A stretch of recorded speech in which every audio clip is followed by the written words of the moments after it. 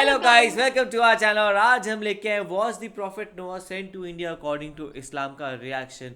सो ये वीडियो बहुत ही unique video है। ऐसा हमने पहले कभी सुना नहीं हुआ है कि भाई कोई प्रॉफिट यहाँ पे आए थे इंडिया में, बिकॉज वो नॉर्मली आप कह सकते हो सऊदी अराउंड वो जगह थी, वहीं पे सब आए थे। एंड यहाँ पे आपने ऐसे कभी सुना नहीं है ऐसे गाते हुए। तो ये वीडियो बहुत इन्फॉर्मेटिव होने वाली है और इसके बारे में हमें कुछ एक्चुअली नहीं पता है। सो देख लेते हैं। मुझे जहाँ तक लगता है कि जो प्रॉफिट नो है वो शायद इंडिया आए हो, क्योंकि एज वी ऑल नो कि जो डिवीज़न से पहले जो पाकिस्तान और इंडिया था वो हिंदुस्तान का हिस्सा था, और उस टाइम ऐसे हुआ होगा कि जो प्रॉफिट नो है वो हिंदुस्तान आए हो और डिवीज़न के बाद वो पार्ट इंडिया के अंदर आ गया हो। तो कुछ ऐसे हो सकता है, या फिर डिवीज़न के बाद की चीज़ होगी, पर डिवीज़न के बाद की होगी तो फिर मुझे लगता नहीं है कि आए होंगे, पर हाँ डिवीजन से पहले हो सकता है।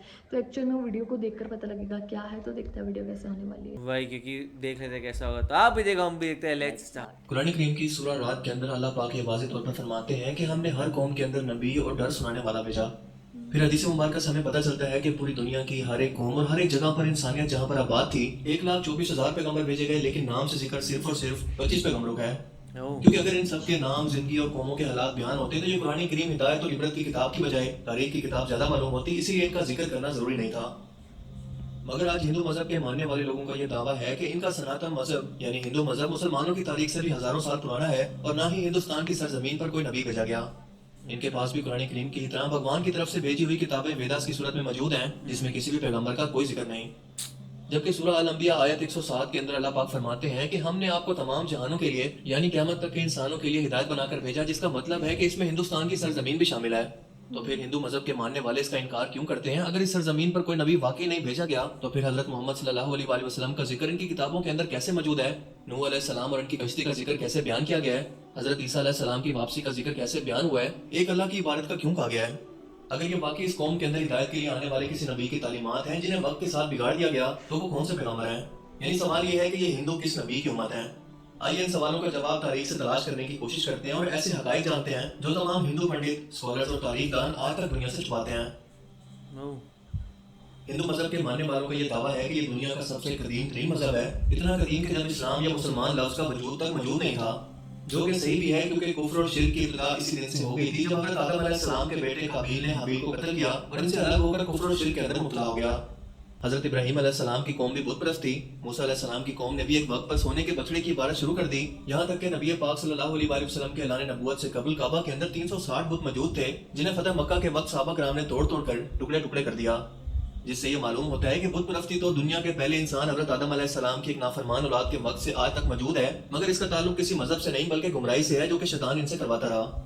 मगर जहाँ तक हिंदुस्तान की सरजमीन का ताल्लुक है तो यहाँ पर इन लोगों की हिदायत के लिए यकीनन कई पैगंबर भेजे गए, जिनकी कुछ तालीमात तो आज भी सही हालत के अंदर मौजूद है, मगर ज्यादातर को बिगाड़ कर इसी की वजह से बुत परस्ती और गुमराही शुरू हो चुकी है।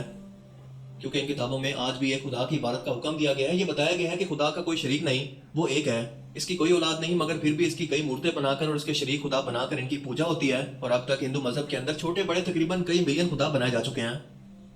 हिंदू स्कॉलर्स का यह दावा है कि इस्लाम की शुरुआत आज से 1400 साल पहले हुई, मगर हिंदू मजहब इससे भी पहले दुनिया का पुराना तरीन मजहब है, इसीलिए इस्लाम का हिंदुस्तान की सरजमीन से कोई ताल्लुक ही नहीं है। लेकिन ये कम अकल इस बात को नहीं जानते कि दुनिया का पहला पैगंबर ही हिंदुस्तान की सरजमीन पर उतारा गया था। जी हाँ, हजरत आदम अलैहिस्सलाम को दुनिया में उस वक्त हिंदुस्तान की सरजमीन श्रीलंका के एक पहाड़ी पर उतारा गया था, जहाँ पर आज भी इनके कदम का निशान मौजूद है। यानी सरजमीन पर पहला ही कदम एक मुसलमान और पैगंबर ने रखा, जिसका मतलब कि इस्लाम की इब्तिदा अरब से नहीं बल्कि हिंदुस्तान से हुई। क्योंकि मुसलमान लफ्ज का मतलब है अपनी ख्वाहिशों को रब के हवाले कर देने वाला, इसका हुक्म मानने वाला इंसान।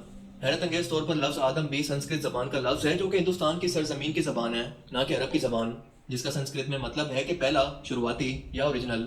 इसीलिए आदमी का मतलब है आदम अलैहिस्सलाम की औलाद, जिन्हें कदीम संस्कृत की किताबों के अंदर संबुआ मनु कहकर पुकारा गया है। और अगर हिंदू किसी तरह से इनके वजूद से इनकार करने की कोशिश करें तो ऐसा बिल्कुल नामुमकिन है, क्योंकि इनकी मुकद्दस किताब ऋग्वेद और भविष्य पुराण में आदम अलैहिस्सलाम की तख्लीक, फरिश्तों का इन्हें सजदा करना, आदम अलैहिस्सलाम से हज़रत हवा की तख्लीक, शैतान का इन दोनों को बहकाकर जन्नत से निकालना और फिर जमीन पर उतारने का जिक्र वाज़ेह तौर पर मौजूद है।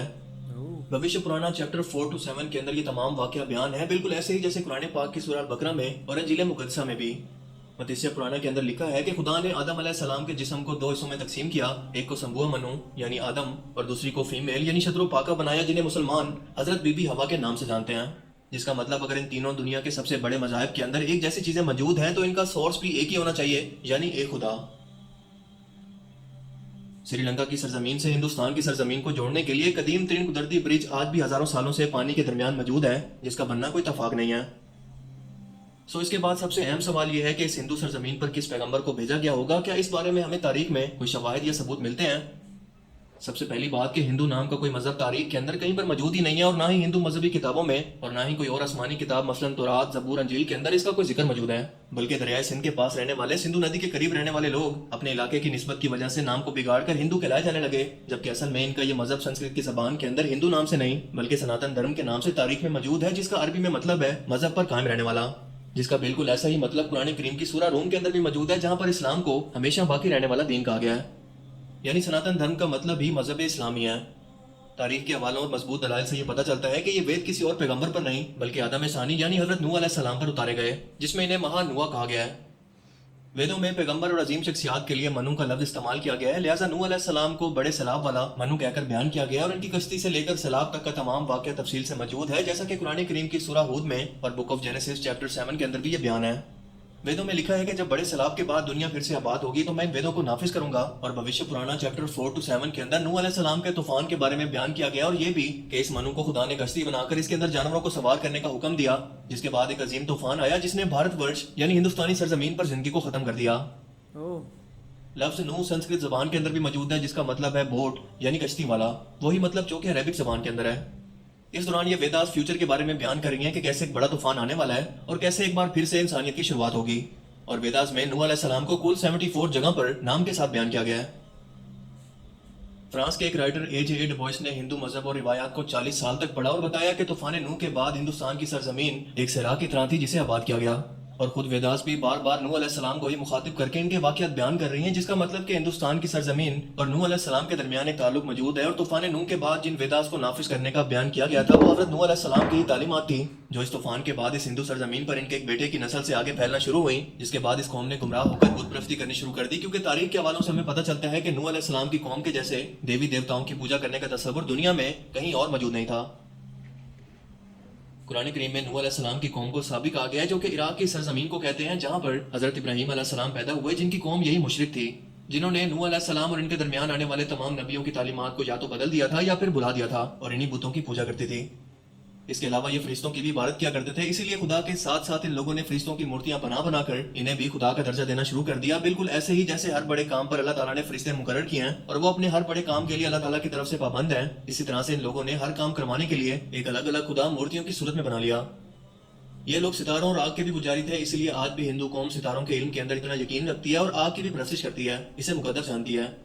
مگر سب سے اہم سوال یہ ہے کہ یہ سب جان کر بھی اور اپنی کتابوں کے اندر واضح طور پر ایک خدا اور پیغمبروں کی تعلیمات کو واضح طور پر دیکھ کر بھی ہندو قوم اس کا انکار آخر کیوں کرتی ہے؟ کیوں نہیں مانتی کہ اللہ تعالیٰ کے وعدہ کے مطابق ان کی قوم کے اندر بھی اللہ کا پیغام اتارا گیا، انہیں بھی ڈر سنایا گیا؟ ایکچولی دیکھا جائے نا تو مجھے تھوڑی ون سائیڈڈ ویڈیو لگی، ایسا لگا کہ لائک آپ نے ایک چیز کا بیس لیا ہوا ہے اور اس کے اوپر سے آپ ریسرچ کر رہے ہو اور آپ اسپیسیفک ریسرچ کے ساتھ ہی جا رہے ہو اور اسی کے اراؤنڈ آپ اپنے کنکلوژنس اینڈ سولوشنس فائنڈ کر رہے ہو، اینڈ آف کورس یہ ہوگا ہی، بیکاز اب یہ کیا ہوگا کہ وہ ایک چیز سے پریرت ہیں اور اس سے سملرلی وہ پھر اسی چیز کو ہی فائنڈ کر رہے ہیں، بجائے اس کے ایک پورا انٹلیکچوئل ہونے کے اور سب چیز سمجھنے کے۔ اور میرے خیال سے اگر آپ جتنا انٹلیکچوئل ہوگے نا اتنا آپ کو یہ سمجھ آئے گا کہ آپ اپنے میں رہو اور اپنی چیزوں کو سمجھو اور اسی میں پیار کرو تو بیٹر ہے، بٹ جب آپ دوسرے میں غلطیاں فائنڈ کرنا شروع کرو گے تو دوسرے آپ میں کریں گے، پھر اس کے بعد پھر وہ پرابلم ہو جاتی ہے۔ تو میرے خیال سے کہیں نہ کہیں یہاں جو تھی یہ ویڈیو میرے کو تھوڑی سی زیادہ موٹیویٹڈ زیادہ لگی، اور اس کے اندر کچھ بھی مطلب میرے کو ایکچوئل فیکچوئل کچھ صحیح چیز لگی نہیں، وہ صرف بیسڈ آن لائک ایک پک اینڈ چوز کیا گیا تھا کہ یہ چیز ایسا، یہ چیز ویسا، یہ چیز ویسا، اور وہ ایسا تھا۔ تو مجھے ایسا لگا، آپ کو کیسا لگا مجھے ضرور بتائیں۔ اگر میں اپنی بات کروں تو سیریسلی مجھے یہ لگتا ہے نا کہ یار ہم لوگوں نے دیکھو بہت لڑائیاں لڑ لی ہیں، کہ ہندو مسلم سکھ عیسائی کر کر کے ہم لوگ بہت لڑ لیے ہیں، ٹھیک ہے، اور اس کی وجہ سے بہت جانیں بھی جا چکی ہے۔ تو مجھے ایسے لگتا ہے کہ یار ہم لوگوں کو نا ان چیزوں کو اگنور کر کے یہ ساری چیزوں کو بس ایک چیز کرنی چاہیے، وہ ہے ہیومینٹی، ٹھیک ہے۔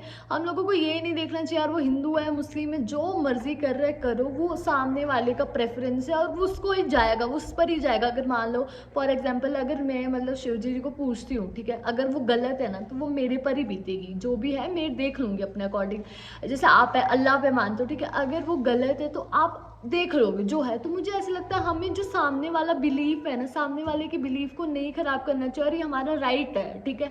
تو رائٹ ٹو ریلیجن ہمارا ہے، तो हम लोगों को नहीं करना चाहिए, हमारा वो किसी को हक नहीं है किसी का राइट छीनने में। और बस मुझे ये लगता है जो हमें करना चाहिए वो है यार, इंसानियत रखो। मोस्ट इम्पॉर्टेंटली अगर हमारे को भगवान ने जानवर नहीं बनाया, इंसान बनाया तो उसका ऑब्वियसली कोई रीज़न है।